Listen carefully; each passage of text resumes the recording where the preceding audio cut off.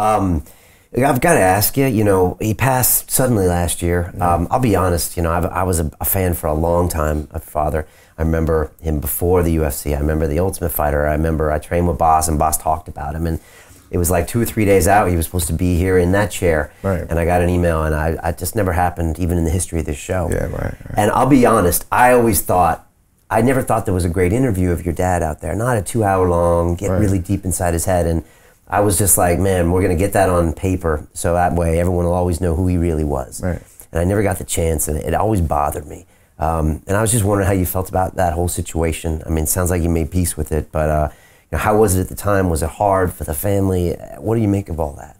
I mean, it definitely was hard on the family because it was so big. You know, it was like worldwide. You couldn't run away from it. Like if you wanted to, like it was on ESPN. Like it's all over the news in Florida. So it was a big thing, you know. So I guess you had to embrace it, and you know somebody had to be strong and continue the legacy, which was me. So I just took the role on and I was prepared for it. Did you grieve at all, or was that not your style? Yeah, I did, but it's kind of not in a sense. So. Okay. But you know, you have your days. Yeah. You know, I think there's some proverb, some Chinese proverb where they say, you know, you judge a man by who comes to his funeral, you know, right, yeah. And you judge a man by like if the Undertaker cries, you know, and I was amazed by the amount of outpouring that came out, you know, even like Dana White and the UFC, they did a whole video thing about him, and were you surprised by that?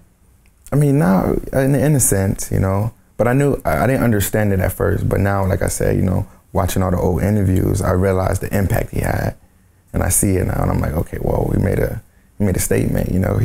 Growing up, I didn't see it. I was just, you know, a young kid. My dad's a fighter. We got money, so I was just living, you know. But now I understand what he was doing and the sacrifices he made. So it means more to me now. Right. How old are you now?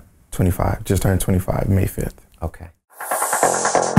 Continue watching this fascinating conversation for free by clicking on the link below to visit our website, and I'll see you on the inside.